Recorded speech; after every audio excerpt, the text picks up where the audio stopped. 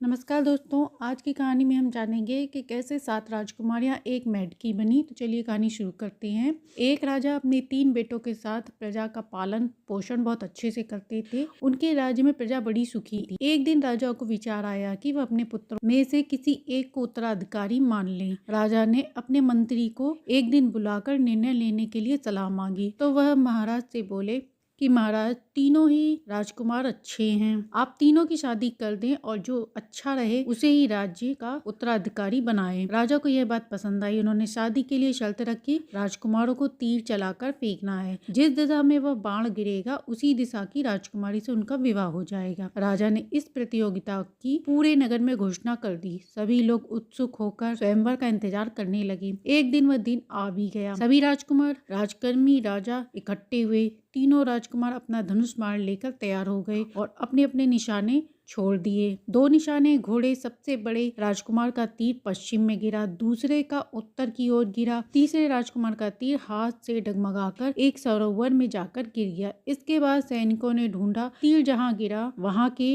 राजाओं की पुत्री से विवाह हुआ। दोनों तीर तो राज्य में गिरे थे, एक सरोवर में गिरा। यह बात राजा को बताई गई। सबसे छोटे राजकुमार का तीर सरोवर में एक मेढकी के पास गिरा। राजा मजबूर हो गए। उन्होंने वादा किया था कि जिस दिशा में तीर जहां गिरेगा उसी दिशा की राजकुमारी से विवाह होगा। अब राजा ने शर्त के अनुसार दोनों राजकुमार का राजकुमारी से विवाह करा दिया और छोटे बेटे का मेढकी से विवाह करा दिया। राजा जवान का पक्का था, इसलिए उसने अपनी जवान पूरी की। छोटा राजकुमार अब उदास रहने लगा। राजकुमार उसका मजाक उड़ाने लगे। एक दिन राजा ने सोचा, तीनों बहुओं में से कौन सबसे अच्छी है, इस बात का पता लगाया जाए। राजा ने मंत्री से कहा तो मंत्री ने कहा कि राजा, 3 बहुओं की रसोई प्रतियोगिता कराई जाए। जो सबसे अच्छा खाना बनाएगी वही इस बाजी को मारेगी। इसके बाद तीनों बहुओं की प्रतियोगिता के बारे में बताया गया। यह जानकर छोटा राजकुमार परेशान होकर बैठ गया। थोड़ी देर बाद मेढकी उसके पास आई और उसकी परेशानी का कारण पूछा तो राजकुमार उसे बोलता देख उसके होश उड़ गए। उसने कहा, तुम कैसे बोल सकती हो, तुम तो एक मेढकी हो। मेढकी ने कहा, वक्त आने पर मैं सब बता दूंगी, इसका भी एक रहस्य है, फिलहाल आप अपनी परेशानी का कारण बताएं। तब राजकुमार ने उसे सारी बात बताई। उसने राजकुमार से कहा, आप परेशान ना हो। यह कहकर राजकुमार को कहा कि तुम सो जाओ, सुबह मैं खीर बना दूंगी। राजकुमार के सो जाने पर मेढकी दरवाजे के नीचे से निकलकर सरोवर पहुंच गई। इसके बाद उसने 3 बार ताली बजाई, एक सुंदर स्त्री के रूप में बदल गई। इसके बाद सरोवर से अपनी सखियों को बुलाया, उनको आवाज दी। सभी सुनकर सातों मेढकी इकट्ठी हो गईं और बाहर निकली। उन्होंने भी 3 बार ताली बजाई और सुंदर रूप में धारण हो गई। सातों स्त्रियां एक दूसरे से सुख दुख की बातें करने लगी। मेढकी ने उसे अपनी प्रतियोगिता के बारे में बताया। फिर सब मेढकी बन गईं और राजा के महल में पहुंच गईं। राजा ने प्रतियोगिता का सामान सबके कमरे में पहुंचा दिया था। सातों अपने अपने रूप में आकर खीर बनाने लगीं। बहुत ही सुगंधित महक आ रही थी। सातों ने खीर स्वादिष्ट बनाई और इसके बाद सुबह होने वाली थी। सातों मेढकियां दरवाजे के नीचे से निकलकर महल से होती हुई सरोवर पहुंच गई और मेढकी भी अपने रूप में आकर बिस्तर पर सो गई। सुबह होने पर राजा के लड़के ने उसे याद दिलाया कि आज प्रतियोगिता है। वह उदास होकर एक कोने में बैठ गया तो मेढकी उठी। उसने कहा, स्वामी आप उदास ना हो, मैंने खीर बनाकर तैयार कर दी है, आप नहा धोकर सभी के साथ आ जाएं। राजकुमार खुश हुआ। वह नहा धोकर नए वस्त्र पहनकर दरवाजे की तरफ खीर लेकर पहुंच गया। निश्चित समय पर दरबार लगा। दोनों बहुओं का खीर आया। राजा ने जैसे ही बड़ी बहू का खीर खाया उसमें मिठास कम थी। दूसरी बहू की खीर खाई, उसमें इतनी मिठास थी कि वह अच्छी नहीं लगी और राजा ने कहा, मैंने अपने जीवन में ऐसी बेस्वाद खीर कभी नहीं खाई। इसके बाद सभी उठने लगे। तभी छोटे राजकुमार ने कहा कि हमारी खीर तो आपने चखी ही नहीं। राजा हैरान हो गया। वह बोला, इन दोनों की खीर खाकर देख लिया, अब तुम्हारी भी खाकर देख लेते हैं। जैसे ही राजा ने खीर लिया और चखा तो उसके चेहरे पे चमक आ गई। वह खुशी से बोला कि आज तक इतनी स्वादिष्ट खीर मैंने नहीं खाई। यह सुन सभी हैरान रह गए। सभी लोग कानाफूसी करने लगे कि यह मेढकी इतनी स्वादिष्ट खीर कैसे बना सकती है। मेढकी पर पहरा लगा दिया गया। दोनों बहुएं उस पर नजर रखना शुरू कर दिया। अगले दिन राजा ने फिर प्रतियोगिता रखी कि जो बहू सुंदर वस्त्र बना के देगी वही अच्छी बहू होगी। दोनों राजकुमार ने अपनी अपनी पत्नियों को बताया। छोटा राजकुमार अपने कमरे में जाकर उदास होकर बैठ गया। मेढकी फिर राजकुमार के पास आकर बोली कि अब क्यों उदास हैं? राजसभा में खीर की तो बहुत तारीफ हुई, राजकुमार बोला, तारीफ तो हुई पर अब अगली मुसीबत आ गई। पिताजी ने फिर प्रतियोगिता रखी है और कहा है कि जो सुंदर वस्त्र सिलकर मुझे देगा वही अच्छी बहू होगी। अब क्या करूं? मेढकी ने कहा, आप परेशान ना हो, सुबह होने पर मैं आपको कपड़े दे दूंगी। राजकुमार के सोने के बाद मेढकी उसी तरह बाहर निकलकर सरोवर पहुंच गई और फिर 3 बार ताली बजाकर सुंदर स्त्री के रूप में बदल गई और आवाज लगाई और सभी सातों मेढकियां वहां पर आ गईं। फिर उन्होंने भी ताली बजाई और अपने अपने रूप में आकर अपने सुख दुख की बातें करने लगी। मेढकी ने फिर अपनी प्रतियोगिता के बारे में बताया। इसके बाद सभी मेढकी बनके राजा के कमरे में होती हुई आ गईं। सातों मेढकियों ने सुंदर ड्रेस तैयार करी और उस पे सलमा सितारे मोती जड़े वस्त्र तैयार कर दिए।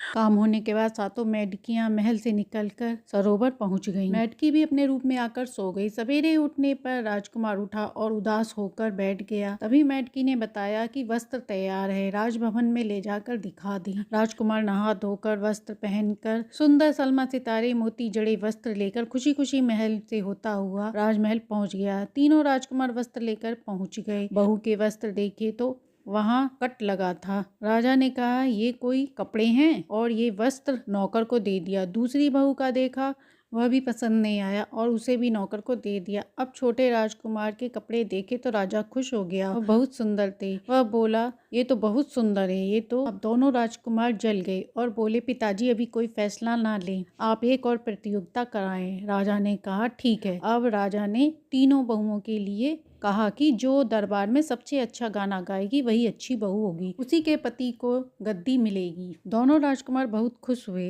अब दोनों राजकुमार की बहुएं एक छोटे से झरोके से सबसे छोटे राजकुमार के कमरे में झांक रही थीं। सबसे छोटा राजकुमार आया और उसने मेढकी को सारी बात बताई। मेढकी जान गई कि यह सब वह देख रही हैं। वह चालाक थी। उसकी जेठानी आपस में बात कर रही थी कि अब ये जैसा करती है वैसा हम भी करेंगे। मेढकी को समझ में आ गया था। उसने उठी और ठंडा पानी पीकर सो गई। इसके बाद वह लोग भी अपने कमरे में आई और ठंडा पानी पीकर थोड़ी देर में सो गईं। थोड़ी देर बाद मेढकी दरवाजे से होकर सरोवर पहुंच गई। राजकुमार भी जाग रहा था। वह भी सब देखना चाहता था कि ये मेढकी ऐसे कैसे करती है। वह मेढकी के पीछे पीछे जाता है और सब कुछ सरोवर के पास जाकर देख लेता है और यह देखकर वह चिल्लाने लगता है। अब मेढकी राजकुमार के पास आती है और उससे कहती है, मैं आपको सब बताने ही वाली थी। मेढकी ने बताया, बहुत साल पहले मैं एक सुंदर राजकुमारी थी। सरोवर के पास साधु तपस्या कर रहे थे। तब हम अपनी सखियों के साथ पानी से खेल रहे थे और एक दूसरे के ऊपर गिरा रहे थे। हमें पता नहीं था कि तपस्या कर रहे हैं। उनकी तपस्या भंग होने से उन्होंने हमें श्राप दे दिया कि तुम लोग एक मेढकी बन जाओ, पूरी जिंदगी यहीं उछल कूद करती रहो और इसी सरोवर में रहो। यह सुनकर हम बहुत रोए। यह बात हमने अपनी माता पिता को बताई। हमारे माता पिता ने उनसे माफी मांगी और उनसे गुजारिश की कि साधु हम पर दया कर दें। बोले, जिस दिन कोई सच्चा आदमी अपना अंग का खून चढ़ाएगा तो तुम अपने रूप में आ जाओगी। इसी के साथ तुम माघ मास में नित्य नियम से विष्णु भगवान की आराधना उपासना करोगी, तुलसी में जल सींचोगी, इससे भी तुम्हारा कष्ट दूर हो जाएगा। यह कहकर साधु वहां से चले गए। कुछ देर के लिए अपने इस रूप में आते ही रात में और सुबह मेढक हम बन जाते हैं। इसी तरह हम जी रहे हैं। राजकुमार ने कहा, तुम्हारे लिए मैं अपना अंग का खून चढ़ा सकता हूँ। मेढकी ने कहा, नहीं राजकुमार, मैं आपसे प्यार करती हूँ, तुम्हारी जान नहीं ले सकती। राजकुमार ने कहा कि हे प्रिय, मैं भी तुमसे प्रेम करता हूँ और तुम्हारे बिना नहीं जी सकता। संयोग से मेरे एक हाथ में 6 उंगलियां हैं, जिसे देख मैं कोसता था, पर आज खुश हूँ। मैं अपने हाथ की एक उंगली तुम पर देने से भी अंगहीन नहीं होऊंगा। इतना कहकर राजकुमार ने अपने एक हाथ की 6ठी उंगली से सबसे छोटी उंगली काटकर साधु की तपोस्थली पर छिड़काव कर दिया। अब तुम अपने असली रूप में कब आओगी? राजकुमार ने कहा, सुबह के 1 पहर पर। राजकुमारी ने कहा, मैं अपने असली रूप में अभी नहीं आ सकती। यह कहकर वह मेढकी के रूप में आ गई। सातों मेढकियां सरोवर में चली गईं और मेढकी राजकुमार के साथ महल में आ गई। आज राजकुमार बहुत प्रसन्न थे। जो अपने भाग्य को कोसते थे वह आज बहुत खुश थे। सुबह होने पर सभी लोग राज दरबार में जाने लगे। दोनों बहुएं भी राज दरबार पहुंच गईं। राजकुमार भी टोकरी में मेढकी को लेकर खुशी खुशी वहां पर पहुंच गया। पहली बहू का नंबर आया। बहू जैसे ही गाना गाने बैठी, उसका गला बैठ चुका था, गले से आवाज नहीं निकली। सभी लोग हंसने लगे। दोनों बहुएं अपना मजाक उड़ते देख बगल में सिंहासन के पास जाकर बैठ गईं। बैठी। राजा ने कहा, क्या प्रतियोगिता यहीं खत्म कर दें, क्योंकि मैडकी से तो कोई उम्मीद नहीं है। इस पर राजकुमार ने कहा, नहीं महाराज, आज तक मौका दिया है तो आज भी मौका दें। सभी देख रहे थे, कानाफूसी कर रहे थे, मैडकी क्या गाना गाएगी। तभी टोकरी के पास से एक प्रकाश फैला और मैडकी सुंदर स्त्री में बदल गई। यह देख सभी चकाचौंध रह गए, सभी उसे देखते रह गए। वह राजा के सामने आकर हाथ जोड़कर प्रणाम कर गाने की अनुमति लेने लगी।